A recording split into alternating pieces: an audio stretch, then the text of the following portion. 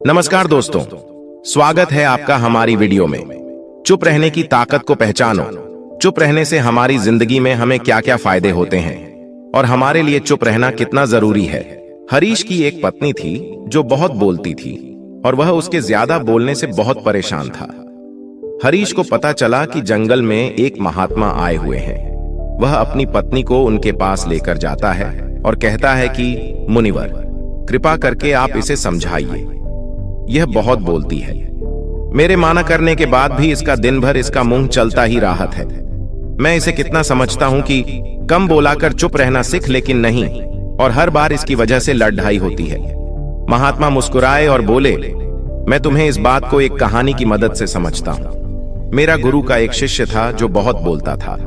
वह हर समय इधर उधर की बातें करता था और कभी शांत नहीं रहता था।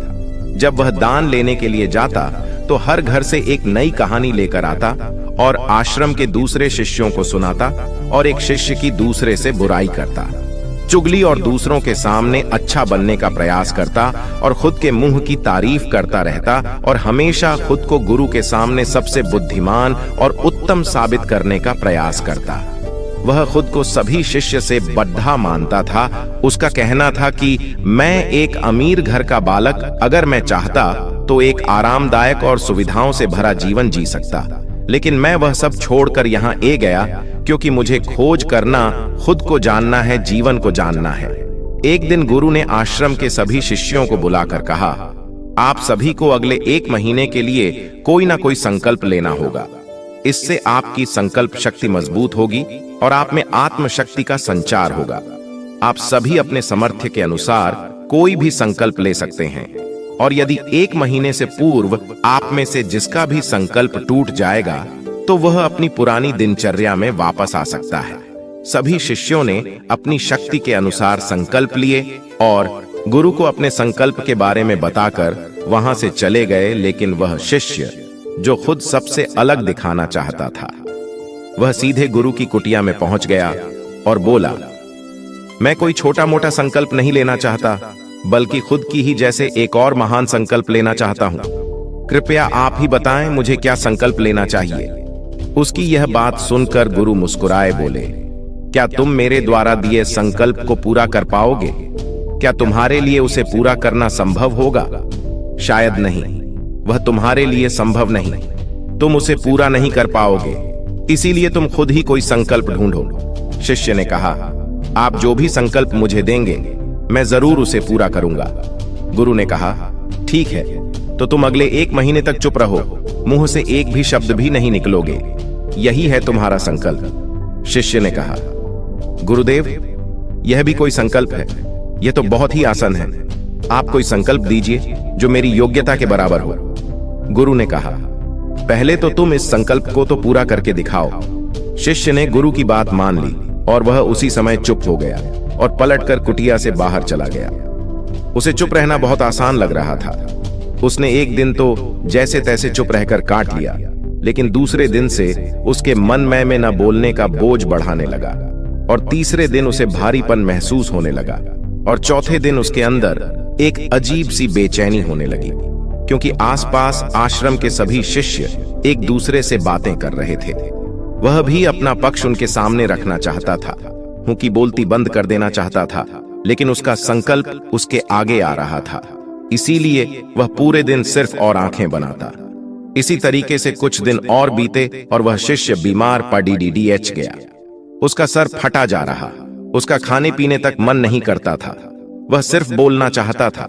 वह गुरु के पास गया और उनके सामने बैठकर लिखकर उन्हें बताया, गुरुदेव, मैं बोलना चाहता हूं, बिना बोले मुझे सांस नहीं आ रही है, मेरा दम घुटता जा रहा है, मैं अंदर ही अंदर पागल हुआ जा रहा हूं, मैं क्या करूं? संकल्प तोड़ दूं क्या?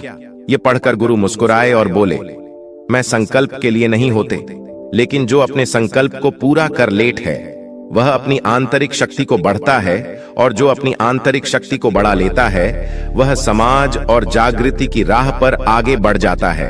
संकल्प का लेना भी तुम्हारे हाथ में था और इसे तोड़ना भी तुम्हारे हाथ में है। तुम्हारे बहुत से भाई अपने संकल्प को तोड़कर अपनी पुरानी दिनचर्या पर वापस आ चुके हैं। अगर तुमसे नहीं हो पा रहा तो तुम भी संकल्प तोड़कर अपनी पुरानी दिनचर्या पर वापस जा सकते हो। लेकिन याद रहे, अगर आज तुम इस छोटे से संकल्प को नहीं संभाल पा रहे तो तुम अपनी बाकी की पूरी जिंदगी को कैसे संभाल सकोगे? बाकी फैसला पूरी तरह से तुम्हारे हाथों में है। गुरु की यह बात उसे शिष्य के दिल में चोट कर गए। वो बिना कुछ बोले वहां से वापस चला गया और खुद को अपनी कुटिया में बंद कर वह केवल अपने जरूरी कामों के लिए ही कुटिया से बाहर निकलता। बाकी सारे समय कुटिया के अंदर ही बैठा रहा। 15 दिन बीत चुके दत्त और आश्रम के लगभग सभी शिष्यों का संकल्प अब तक टूट चुका था, लेकिन उसका संकल्प अभी भी जारी था। संकल्प लेने के बाद से अब तक उसने एक शब्द भी नहीं बोला। सारा आश्रम हैरान था कि इतना बोलने वाला इंसान चुप कैसे हो। 15 दिन बीतने के बाद वह दोबारा अपने ने गुरु के पास गया और लिखकर बताया है, गुरुदेव, मैं बाहर से तो चुप हूं, लेकिन मेरे भीतर बहुत सी आवाज है, बहुत सी चीख पुकार और शिकायतें हैं। अंदर ही अंदर बात करता रहता हूं। मेरा मन तरह तरह के प्रश्न पूछता है। मैं बाहर से जितना मोर, भीतर से उतने ही शोर शराबे से भरा। क्या इस तरह संकल्प अभी भी है?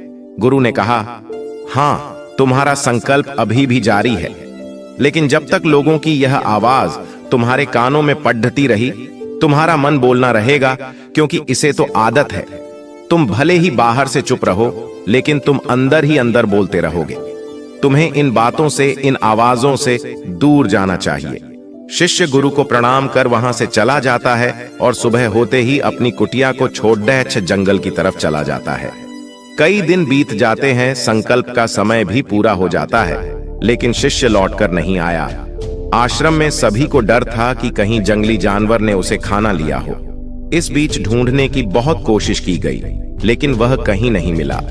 गुरु भाइयों ने मान लिया था कि जंगली जानवरों ने उसे अपना शिकार बना लिया है, लेकिन गुरु को ऐसा नहीं। एक दिन आश्रम का एक अन्य शिष्य गुरु के पास आया और बोला, गुरुदेव, हमारे उसे अधिक बोलने वाले भाई के साथ क्या हुआ होगा? क्या जानवर उसे मार दिया होगा? गुरु ने कहा, हो सकता है कि जानवरों ने उसे अपना शिकार बना लिया हो, लेकिन उसके न लौटने की एक दूसरी वजह भी हो। शायद उसे वह मिल गया है जिसके लिए वह गया था।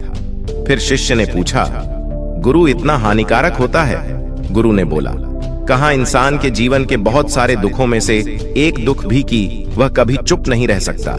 हमेशा कुछ ना कुछ बोलना ही रहता है। सिर्फ हमारे बोलने के कारण हमारे आधे से ज्यादा दुख पैदा होते हैं। हम में से कोई भी चुप नहीं रहना।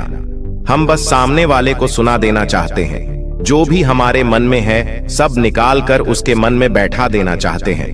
उसे समझा देना चाहते हैं कि देख, तू गलत है और मैं सही। इस तरीके से सुनने और सुनने का यह कम जिंदगी भर चला रहता है, लेकिन ना समझ में हम अपना समय, अपना जीवन, अपनी समझ और सबसे महत्वपूर्ण और कीमती पल जो जिया जा सकते हैं, जिनको अनुभव किया जा सकता है, जिनमें आनंद को प्राप्त किया जा सकता है, यह सब खो देते हैं। लेकिन इसके बदले हमें मिलता क्या है? कुछ सब व्यर्थ और बर्बाद हो जाता है। शिष्य ने पूछा, तो फिर इसका समाधान क्या है? गुरु ने कहा, पूरी जागरूकता के साथ अपने विचारों को देखना यही एकमात्र तरीका है।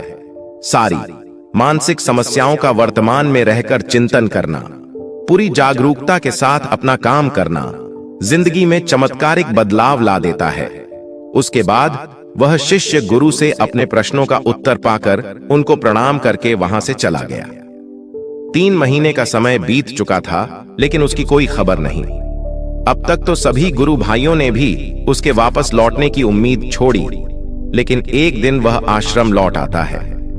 लेकिन अब यहां से गया था, वह कुछ और ही बनकर वापस आया था। उसके अंदर एक गजब का बदलाव महसूस किया जा सकता था। उसके चेहरे पर एक गजब का ठहराव और आंखों में बनी शांति थी। आश्रम में आते ही सभी गुरु भाइयों ने उसे चारों तरफ से घेर लिया और बातें करने लग गए। वह भी अपने गुरु भाइयों से बातें करने लगा। उससे बात करने वाले सभी ने यह अनुभव किया कि अब वह पहले जैसा उतावला और बातूनी नहीं रह गया था। उसके मुंह से एक एक शब्द बहुत ही सुलझे हुए और मधुरता के साथ निकल रहे थे।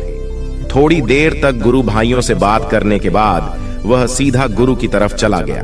उसने गुरु के चरण छुए और कहा, गुरुदेव, क्या मैं अब भी मौन हूं? क्या अब भी मेरा संकल्प जारी है?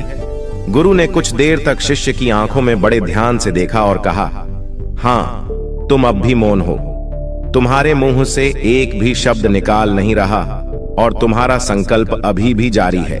शिष्य ने कहा, गुरुदेव, जब मैं आश्रम से गया तो मैं मुंह से तो चुप था, लेकिन मेरे अंदर बहुत सी आवाजें थीं, मन में बहुत से प्रश्न थे और वह बंद नहीं हो रहे थे।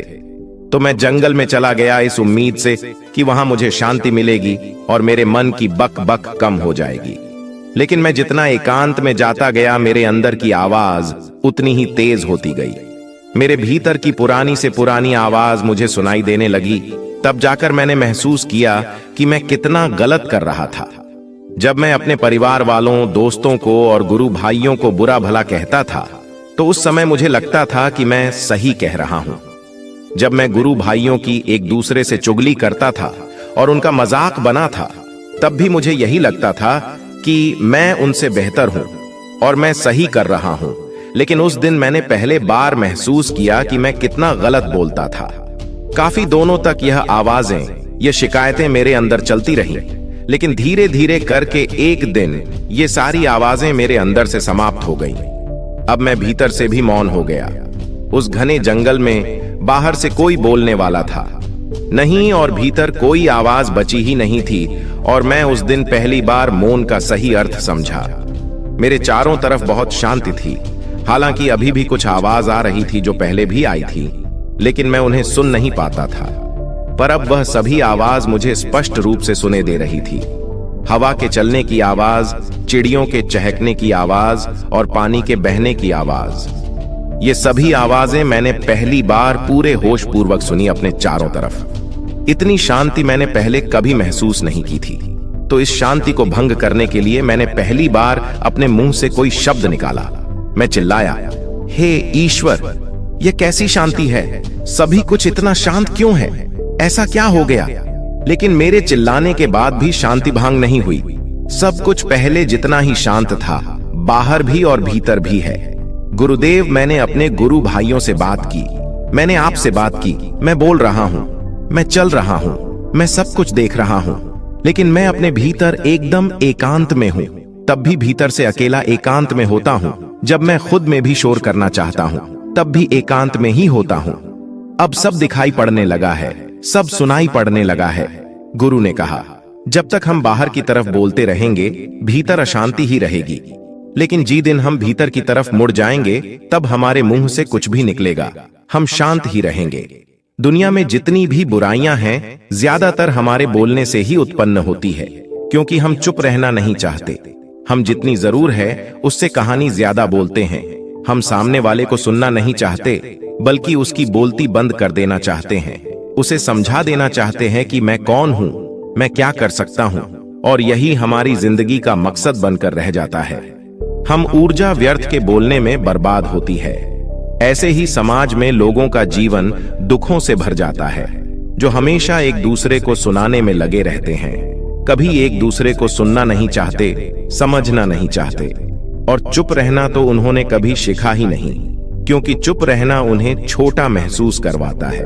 दुनिया की सभी लड़ाई का कारण हमारा बोलना ही है, इसलिए हम सिर्फ उतना ही बोलना चाहिए जितना जरूरी हो, क्योंकि व्यर्थ का बोलना ऊर्जा को नष्ट करना है, और यह बोलना ही हमें कभी अपने भीतर की ओर लौटने नहीं देता, क्योंकि यह हमें बाहर की ओर खींच कर रखता है, और बाहर है ही क्या इस संसार के अलावा। लेकिन अगर अपने भीतर के संसार की ओर मोड़ना है, तो इस मुंह को बंद ही रखना चाहिए। इसीलिए जितने भी बुद्ध हुए, आत्मज्ञानी हुए, वह सभी एकांत की ओर भागे, ताकि उन्हें ज्यादा ना बोलना पड़े, ज्यादा सुनना पड़े। वह एकांत में रहे और शांत रहे, इसीलिए आसानी से भीतर की यात्रा कर पाए। लेकिन अगर कोई चाहे तो इस संसार में रहकर भी एकांत में रह सकता है, शांत रह सकता है, लेकिन इसके लिए उन्हें अपनी ऊर्जा बचानी होगी, जिसे वह अब तक अपने व्यर्थ के शब्दों में बर्बाद कर रहे थे। दोस्तों, इस कहानी की सीख यही है कि व्यर्थ का बोलना ऊर्जा को नष्ट करना है। ज्यादा और व्यर्थ बोलना ही हमें अपने भीतर की ओर लौट नहीं देता, क्योंकि यह हमें बाहर की ओर झुकाए रखना है, और जिन्हें भीतर की यात्रा करनी है, उन्हें अपने मुंह